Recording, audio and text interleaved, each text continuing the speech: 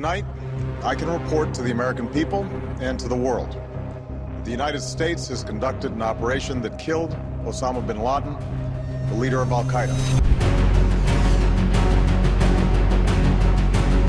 May 2nd, 2011. In the quiet night above Pakistan, two American helicopters cut through the darkness. Their blades barely make a sound. On board, 24 Navy SEALs sit in silence. Each of them knows what this mission means and what it could cost. For nearly a decade, the world's most wanted man has managed to stay one step ahead. Osama bin Laden. Osama bin Laden. Osama bin Laden has been killed. Osama bin Laden, the mastermind of September 11th, had vanished after the towers fell. His name became a shadow over America, a reminder of grief that never healed. Every lead, every operation, every long year of searching had come up empty. But tonight, that chase is coming to an end. Their destination is a walled compound in Abbottabad, less than a mile from a Pakistani military academy, a strange house built for secrecy, where no trash ever left the property and no one was ever seen coming or going. The CIA believed it could only mean one thing: bin Laden was inside. If they're right, history will shift in the next few minutes. If they're wrong, the mission could end in disaster. American lives lost, relations with Pakistan shattered, and no answers for the families who have waited 10 long years for justice. In Washington, President Barack Obama and his team watch from the Situation Room, eyes fixed on grainy drone footage. They cannot see the men's faces, cannot hear their words, only wait in silence as the helicopters approach. After 10 years of searching, the world's most dangerous fugitive is within reach, and in the stillness of that night, the hunters close in. You are watching Era Hive, where history speaks. Osama bin Laden was born into wealth in Saudi Arabia, the son of a powerful construction family. But instead of living in comfort, he chose conflict. In the 1980s, he went to Afghanistan during the Soviet War, where he built networks of fighters and discovered his purpose in jihad. His hatred of the United States came later. When American troops were stationed in Saudi Arabia during the Gulf War, bin Laden saw it as a desecration of Holy Land. From then on, America became his enemy. Through the 1990s, his group Al-Qaeda struck again and again. U.S. embassies in Africa, the USS Cole in Yemen. Each attack claimed innocent lives, and each one brought bin Laden closer to his ultimate target. On September 11, 2001, that target was reached. 4 planes, nearly 3,000 dead, the Twin Towers reduced to rubble. For bin Laden, it was the strike he had dreamed of. For the United States, it was a wound that would never fully heal. America launched a war in Afghanistan and shattered Al-Qaeda's bases. Yet bin Laden escaped, slipping into the mountains, leaving only tapes and rumors behind. For the next decade, he became a ghost. But for the families who had lost everything on September 11th, one vow never changed: he would be found, and the hunt had only just begun. After the U.S. invasion of Afghanistan in late 2001, Osama bin Laden disappeared. American forces believed they had him cornered in the mountains of Tora Bora, but when the dust cleared, he was gone. For years, his whereabouts were nothing but rumor. Some said he had died of illness. Others believed he was hiding in remote tribal areas. The truth was stranger. He had shrunk his world to silence. No phone, no internet, no travel. Only a small circle of family and trusted couriers knew where he lived. At the heart of this secret network was a man known as Abu Ahmed al-Kuwaiti. He carried bin Laden's messages, traveled across Pakistan, and became his only link to the outside world. While Al-Qaeda leaders moved constantly, bin Laden chose confinement. Behind high walls, his children were homeschooled, his trash was burned, his face never seen. Yet even in hiding, his shadow stretched far. Attacks linked to Al-Qaeda struck London, Madrid, Bali. His voice appeared on tapes, promising more blood. For the CIA, it was humiliating. Nearly a decade had passed since 9/11, and the man responsible still walked free. Pakistan was a perfect cover. Officially an ally of the United States, its borders were riddled with militant networks and divided loyalties. To bin Laden, it was a refuge. To America, it was a maze. But bin Laden couldn't stay invisible forever. To live with his family, he needed more than caves and hideouts. He needed a permanent refuge, a fortress to vanish inside. By the mid-2000s, the manhunt had stalled.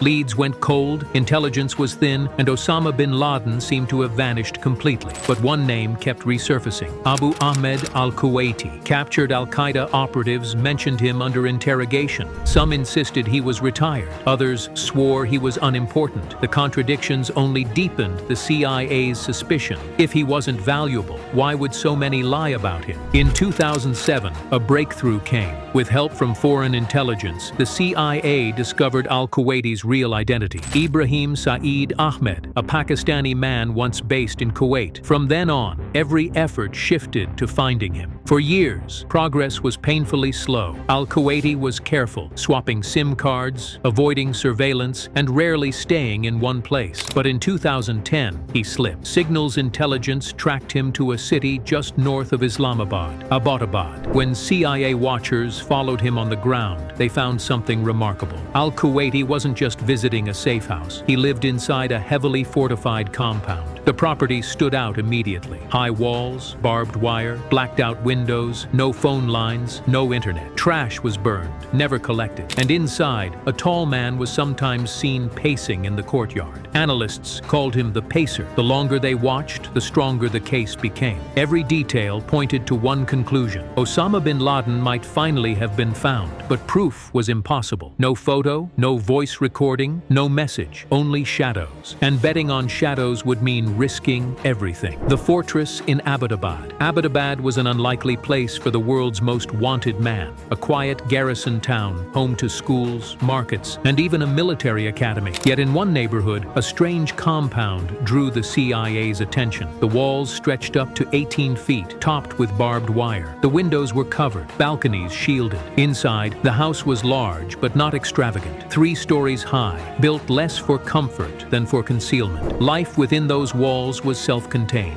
A garden grew vegetables. Goats and chickens provided food. Children were seen in the courtyard, but never at local schools. Trash was burned on site. Nothing ever left the property. The strangest detail of all was the Pacer. A tall man, glimpsed only rarely, walked the courtyard with a steady, cautious rhythm. He never stepped outside the compound, never touched a phone, never left a trace. For CIA analysts, the picture was clear. This was no ordinary family home. Every sign spoke of someone hiding, someone who feared being found more than anything else. Inside, bin Laden's wives and children lived under tight restriction. Their lives shrunk to walls and shadows. For nearly 5 years, the compound had been his cage and his refuge. By early 2011, the CIA was convinced. They hadn't seen bin Laden directly, but who else would live like this? The evidence was strong. The risk was greater. Now the question moved from, is he there, to how do we get him? The president's gamble. In March 2011, the CIA laid out its case to President Barack Obama. The Abbottabad compound, they argued, could only belong to Osama bin Laden. But there was no photo, no voice, no proof beyond the strange walls and the shadow of the Pacer. The options were stark. One plan called for an airstrike. Bomb the compound into rubble, leave nothing standing. It would be quick and safe for U.S. troops, but risky. If bin Laden wasn't inside, or if his body was destroyed, there would be no way to prove he was dead. Another option was to involve Pakistan in a joint raid, but trust was fragile. What if word leaked? What if bin Laden slipped away once more, vanishing as he had in Tora Bora a decade earlier? The last option was the most dangerous, a commando raid.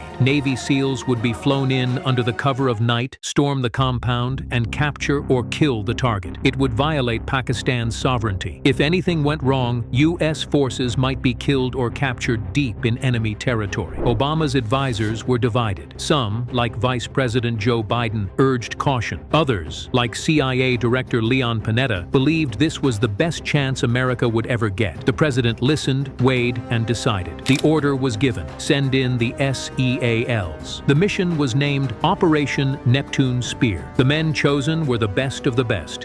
SEAL Team 6. The gamble was set. History would soon hinge on the darkness above Abbottabad. The raid begins. The night of May 1st, 2011 was moonless and still. Over the mountains, 2 modified Black Hawk helicopters slipped silently into Pakistani airspace. On board were 24 SEALs, America's most elite warriors, heading for Abbottabad. Their mission was simple on paper, deadly in practice. One helicopter would hover above the compound, lowering SEALs SEALs onto the roof. The other would land outside, cutting off escape routes and storming the gates. Chinook helicopters waited in reserve, ready to reinforce or evacuate if disaster struck. At the White House, President Obama and his advisors crowded into the Situation Room. A drone circling high above relayed a grainy feed. They could not see faces or hear voices, only glowing outlines of the compound and the helicopters closing in. Then, disaster. As the first Black Hawk attempted to hover over the courtyard, its rotors lost lift. The pilot fought for control, but the helicopter dropped, smashing into the walls. Its tail broke. Its nose slammed down. For a moment, the mission teetered on the edge of failure, but the pilot's skill saved them. He forced the crippled helicopter into a controlled crash inside the compound. Miraculously, no one was injured. The second Black Hawk adjusted instantly, landing outside the walls. SEALs poured out, weapons raised, moving to their assigned positions. The element of surprise was battered but not broken. The raid was alive. Now, the fortress in Abbottabad would be breached, one room at a time,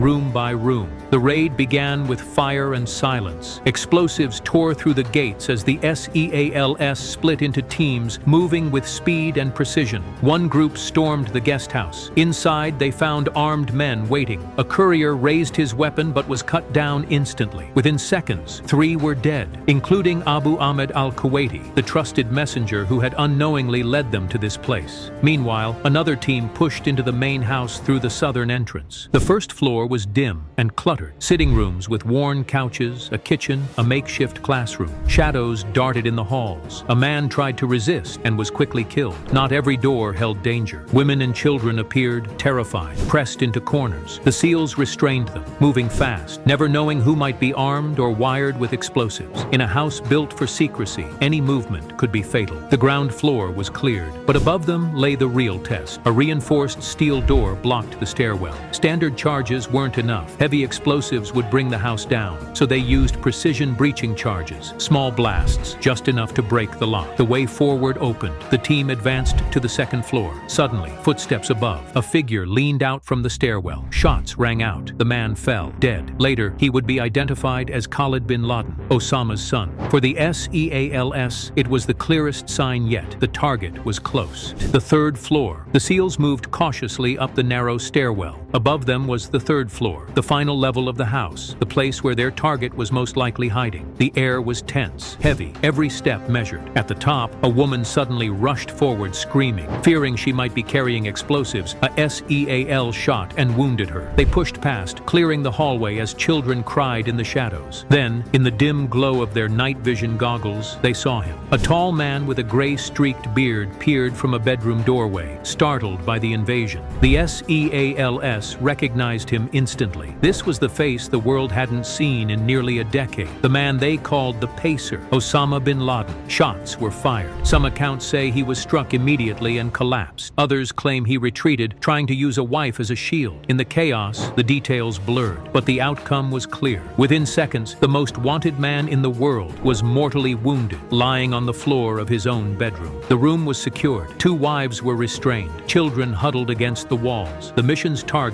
was dead. A voice came over the radio, steady and historic. For God and country, Geronimo, Geronimo, Geronimo. Geronimo EKIA, enemy killed in action. In Washington, the Situation Room erupted in quiet relief. The hunt that began on September 11th was over, but for the SEALs, the night was far from finished. Escape and extraction. Osama bin Laden was dead, but the SEALs couldn't celebrate. Their mission was only half complete. Now they had to escape. First came the intelligence sweep. Every room was searched in minutes. Computers, hard drives, notebooks, USB sticks, anything that might expose al-Qaeda's secrets were shoved into bags. The compound that had hidden bin Laden for years was suddenly wide open, its secrets spilling into American hands. Meanwhile, others turned to the body. Bin Laden was placed in a bag, prepared for transport. The SEALs were certain it was him, but proof would be required. DNA, photos, absolute confirmation. Then came the problem of the helicopter. The Black Hawk that had crashed in the courtyard couldn't be flown out. Its stealth technology was top secret. secret. Leaving it behind wasn't an option. Charges were set. A thunderous explosion ripped through the night, destroying the aircraft before it could ever be studied. The blast echoed across Abbottabad. Lights flickered on in nearby houses. At the Pakistani military academy less than a mile away, alarms were rising. Jets were being scrambled. Time was running out. The backup Chinook helicopter swooped in, landing inside the compound. One by one, the SEALs loaded aboard. The men, the intelligence, and the body of Osama bin Laden. Minutes later, they lifted off, leaving the burning wreck behind. The deadliest manhunt of the century was over. But now, the race was on to cross back into Afghanistan before Pakistan's defenses closed in. The body at sea. When the helicopters touched down at Bagram Airfield, the SEALs carried more than intelligence. They carried the body of Osama bin Laden, the man who had haunted America since September 11th. The mission had succeeded, but one final question remained: what to do with the remains? Islamic tradition calls for burial within 24 hours, yet giving bin Laden a grave meant giving extremists a shrine, a place to rally. Saudi Arabia refused his body. Afghanistan wanted no part of him. No country stepped forward. The solution was swift and unusual. Bin Laden would be buried at sea. Within hours, his body was flown to the aircraft carrier USS Carl Vinson, waiting in the Arabian Sea. There, the ritual began. His body was washed, wrapped in a white shroud, sealed in a weighted bag. An Arabic-speaking officer recited the final prayers. Then the board tilted and the bag slid into the dark waves. The sea swallowed him whole. No grave, no marker, only silence beneath the endless ocean. News of his death swept across the United States that night. Crowds gathered in New York and Washington waving flags, chanting, cheering. Nearly 10 years after the towers fell, the man responsible was gone. The manhunt was over, but the echoes of that night would carry on. In memories, in history, in the knowledge that justice, however delayed, had finally been delivered. You have been watching Archive, where history speaks. If this story moved you, remember to like, comment, and subscribe for more journeys into the shadows of history.